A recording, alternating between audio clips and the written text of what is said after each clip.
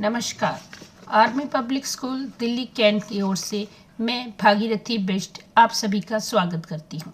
आज हम कक्षा 7वीं की पाठ्य पुस्तक वसंत में संकलित पाठ 15 नीलकंठ पढ़ेंगे।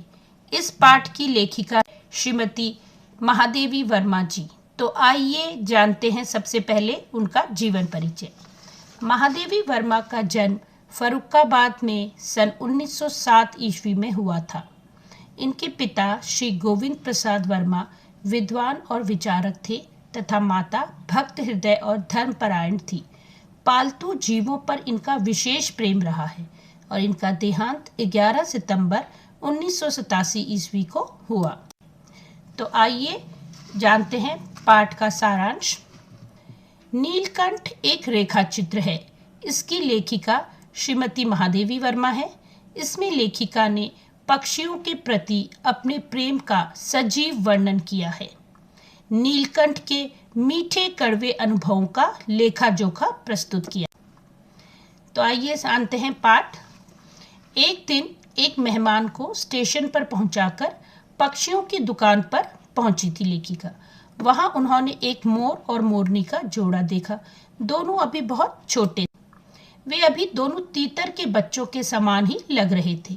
उन्होंने बड़े मियाँ से दोनों पक्षी 30 रुपये में खरीदे और 5 रुपये इनाम के दिए। जब वे पक्षी लेकर घर पहुंची तो सबने कहा कि वे तो मोर की जगह तीतर ले आई हैं। दुकानदार ने उन्हें ठग लिया है। यह सुनकर लेखिका चिढ़ गई और पक्षियों को अपने पढ़ने के कमरे में ले गई। लेखिका ने उनका धीरे धीरे बढ़ना अपनी आंखों से देखा। मोर की कलगी बड़ी और चमकीली हो गई थी। आंखों में नीली आभा चमकने लगी थी। गर्दन लंबी नीले हरे रंग की थी। पंखों में चमक आने लगी थी और मोरनी का विकास मोर की तरह सौंदर्यमयी तो नहीं, परंतु वह मोर की उपयुक्त सहचारिणी थी और मोर का नाम नीली गर्दन के कारण नीलकंठ रखा गया और मोरनी मोर की छाया थी, इसलिए उसका नाम राधा रखा गया। नीलकंठ लेखिका की चिड़ियाघर का स्वामी बन गया था। सभी पक्षी मोर की देखरेख में काम करते थे। जब कोई पक्षी मोर की बात नहीं मानता हो तो मोर उसे चोंच से प्रहार कर दंड देता था। मोर सब पक्षियों से प्रेम भी बहुत करता था। एक बार एक सांप ने खरगोश के बच्चे को पकड़ लिया। खरगोश का बच्चा बहुत धीमी आवाज में चिल्लाया। नीलकंठ के कानों में उसकी आवाज पड़ी तो वो भाग कर आया और सांप के फन को पंजे में दबोचा और चोंच से चोट करनी आरंभ कर।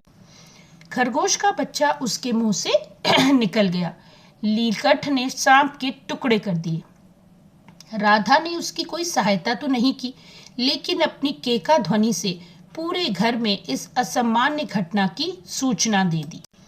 बादलों को देख नीलकंठ पंखों को मंडलाकार कर एक सहज लय ताल में नृत्य करने लगता। राधा उसकी तरह नाच नहीं सकती थी, परंतु उसकी चारों ओर घूमकर उसका साथ अवश्य देती थी। लेखिका को उसके नृत्य करना बहुत अच्छा लगता था। नीलकंठ और राधा को वर्षा ऋतु बहुत अच्छी लगती थी। उन्हें बादलों की आहट सुनाई देने लगती थी तो उस समय वे खूब शोर करने लगते। ऐसा लगता था जैसे वह बूंदों को बुलाने के लिए सीढ़ी बना रहे हों। बादलों की गड़गड़ाहट, वर्षा की रिमझिम, बिजली की चमक जितनी अधिक होती, नीलकंठ के नृत्य में उतनी ही तन्मयता और वेग बढ़ता जाता था। उन दोनों के प्रेम में एक दिन एक तीसरा भी आ गया। एक दिन लेखिका को एक घायल मोरनी 7 रुपये में मिली। उसका उन्होंने इलाज करवाया और 1 महीने बाद वह अच्छी हो गई। उसके दोनों पैर खराब हो गए थे, जिसके कारण वह डगमग कर चलती। उसका नाम कुब्जा रखा गया। उसका स्वभाव उसके नाम के अनुरूप ही था। कुब्जा से नीलकंठ और राधा का साथ देखा नहीं जाता था। जब भी नीलकंठ और राधा के साथ होता तो कुब्जा चोंच से राधा पर प्रहार करने लगा, लेकिन नीलकंठ को कुब्जा का साथ अच्छा नहीं लगता था। कुछ समय बाद राधा ने 2 अंडे दिए। वह अपने पंखों में उन्हें छिपाए बैठी रहती थी।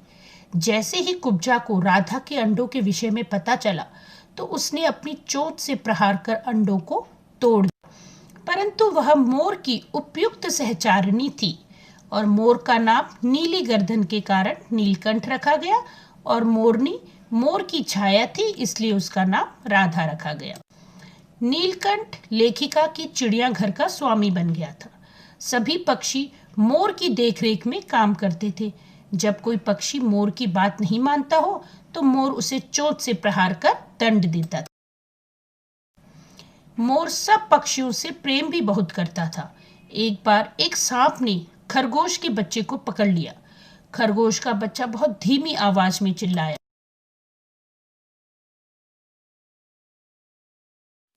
नीलकंठ के कानों में उसकी आवाज पड़ी तो वो भाग कर आया और सांप के फन को पंजे में दबोचा और चोंच से चोट करनी आरंभ कर।